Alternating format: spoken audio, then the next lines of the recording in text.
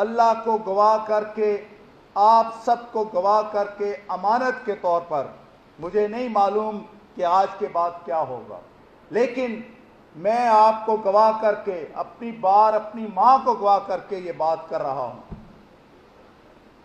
آج کے اس دور میں آئی ایس آئی پوری طرح جوڈیشل پروسیڈنگز کو مینیپولیٹ کرنے میں انوالو ہے۔ آئی ایس آئی کے لوگ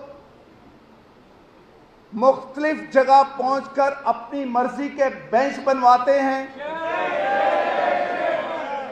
کیسوں کی مارکنگ ہوتی ہے۔ میں اپنی ہائی کورٹ کی بات کرتا ہوں، آئی ایس آئی والوں نے میرے چیف جسٹس کو اپروچ کر کے کہا کہ ہم نے الیکشن تک نواز شریف اور اس کی بیٹی کو باہر نہیں آنے دینا، شوکت عزیز صدیقی کو بینچ میں مت شامل کرو۔ اور میرے چیف جسٹس نے کہا جس بینچ سے آپ ایزی ہیں ہم وہ بنا دیں۔ مجھے یہ پتا ہے کہ سپریم کورٹ میں کس کے ذریعے کون پیغام لے کر جاتا ہے۔ مجھے یہ پتا ہے کہ اکاؤنٹیبلٹی کورٹ کی ہر روز کی پروسیڈنگز کہاں پر جاتی رہی ہیں۔ مجھے یہ وجہ معلوم ہے کہ اسلام آباد ہائی کورٹ کا اسٹیچوٹ کے مطابق ان اکاؤنٹیبلٹی کورٹ پر ایڈمنسٹریٹو کنٹرول کیوں ختم کیا گیا، تاکہ وہاں پہ کل کوئی جج جا کر پروسیڈنگز کو نہ دیکھ سکے۔ آپ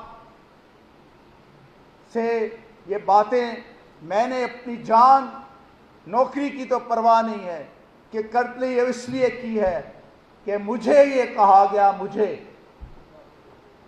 کہ جناب آپ ہمیں ایک ایشورنس دے دیں کہ ہماری مرضی کے مطابق فیصلہ کریں گے تو ہم آپ کے ریفرنس ختم کروا دیں گے۔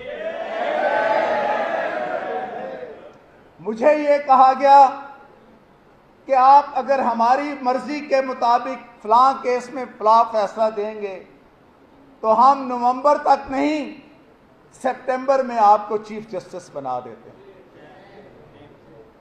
تو میں نے انہیں کہا کہ میں اپنے ضمیر کو گروی رکھنے سے پہلے ہے کہ میں مر جاؤں۔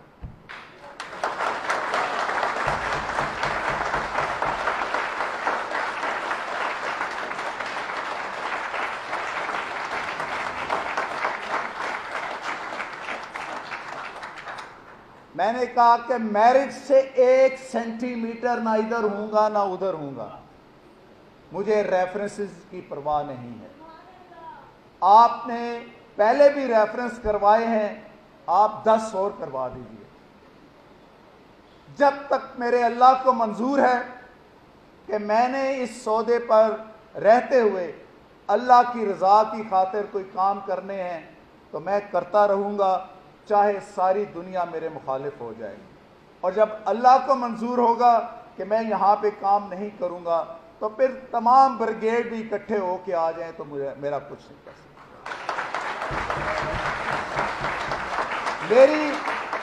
میری آپ سے یہ گزارش ہے کہ آپ بار اور عدلیہ میں تو اب پہیے بالکل نہیں کہتا، میں تو اس کو ایک گھر کہتا ہوں۔ ایک ہی گھر کی حویلی میں رہنے والے لوگ ہیں، لیکن آپ کی حویلی پہ ڈاکہ پڑ چکا ہے۔ آپ کی حویلی بندوق والوں کے کنٹرول میں آ چکی ہے۔ آپ کی آزادی سلب ہو چکی ہے۔ آپ کی انڈیپینڈنس آف جوڈیشری جس پر آپ پرائیڈ فیل کرتے تھے اس پہ سمجھوتے ہو چکے ہیں۔ یہ کسی 2 افراد کے درمیان مقدمے کے فیصلے میں اپنے آپ کو انڈیپینڈنٹ ظاہر کرنا اور انصاف پسند ظاہر کرنا کوئی بڑی بات نہیں ہے۔ किसी मशहूर फलसफी की कौल है कि आप देखना ये चाहते हैं कि हुक्मरानी किसके पास है, तो आप ये देखें कि आपको किसके खिलाफ बात करने की इजाजत नहीं है। आज ये मीडिया वाले ये भी घुटने टेक चुके हैं। ये मीडिया वाले अपने इश्तहारों की खातिर और अपने मफादात की खातिर सच बोलने से गुरेजा हैं। आज इस अदारे के ऊपर भी मर्जी के ट्वीट्स आते हैं, मर्जी की डायरेक्शंस आती हैं, मर्जी के प्रेस रिलीज आती हैं कि ये जारी करो और ये ना जारी करो। ये पूछ लें, यहाँ पर बैठे इनसे हल्फ ले लें कि कौन एक चैनल है जो ये कह सकता है कि हमें डायरेक्शंस नहीं आती और हमें डायरेक्शंस ISPR से नहीं आती। जुडिशरी, मीडिया जो किसी भी मुल्क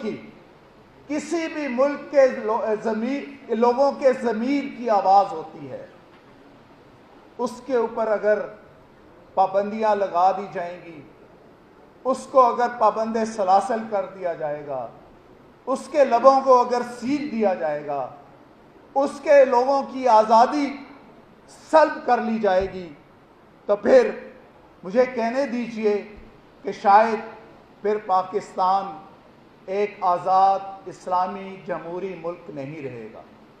70 साल में हम ना तो इस मुल्क को इस्लामी बना सके, ना जमहूरी बना सके और ना ही आइन के ताबे ला सके। इस वजह से इस 70 साल की ज़िंदगी में 35 साल हमारे डिक्टेटर्स खा गए। इस 35 साल में हमारे आइन के साथ खिलवाड़ किए गए।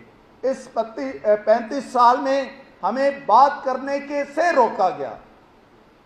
याद रखिए, अगर चोर को चोर कहने वाला चोर के साथ मिलेगा तो वो इंसाफ नहीं करेगा, वो नौकरी करेगा। जज नौकरी से नहीं, इंसाफ करने से, अदल करने से, दिलेरी का मुजाहरा करने से और तब बिला तफरीक डिस्पेंसेशन ऑफ जस्टिस करने से बनता है।